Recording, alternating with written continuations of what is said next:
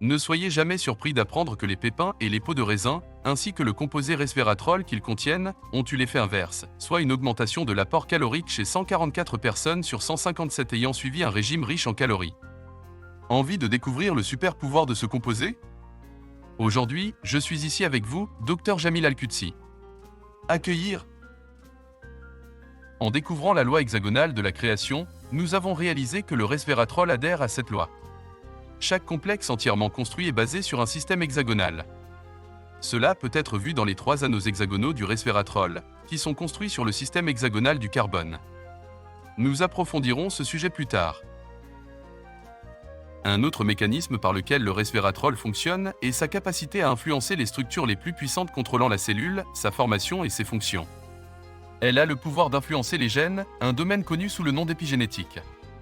Les gènes présents dans notre corps sont les modèles sur lesquels tous les composés corporels sont construits. Ces composés créent les cellules du corps et remplissent leurs fonctions. Il n'est pas étonnant que les humains varient en raison de différences de composition génétique, entraînant des variations dans l'apparence, les caractéristiques, les systèmes métaboliques et hormonaux. Les instructions transmises aux cellules, qui dictent leur construction et leur croissance, sont déterminées par ces gènes. Il n'est donc pas surprenant qu'un enfant né avec une anomalie génétique importante puisse souffrir de maladies graves tout au long de sa vie en raison de mutations altérant ses structures génétiques. Cependant, des études suggèrent que les choix de vie, les habitudes alimentaires, les facteurs environnementaux et d'autres éléments influencent nos gènes, une science désormais connue sous le nom d'épigénétique.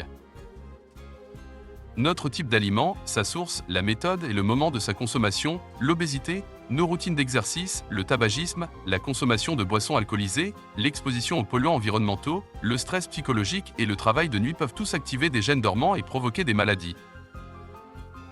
C'est là qu'intervient notre héros, le resveratrol.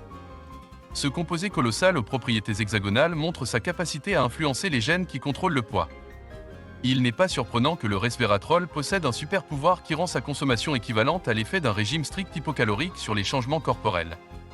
Son effet génétique est égal à l'effet génétique de ces régimes sur les changements corporels et le poids. Il est à noter que le resveratrol neutralise les calories élevées chez 144 personnes sur 153. Tout comme les défauts génétiques ont des effets néfastes, la réparation des fonctions génétiques, comme le fait le resveratrol, est extrêmement bénéfique. Lorsque des études ont été menées sur des souris, le resveratrol a montré une influence significative sur l'exécution des gènes dans plusieurs tissus. Cet effet s'apparente à un régime strict et est également similaire à celui de nourrir les souris tous les 2 jours. De plus, le resveratrol influence les gènes nocifs responsables du cancer du sein.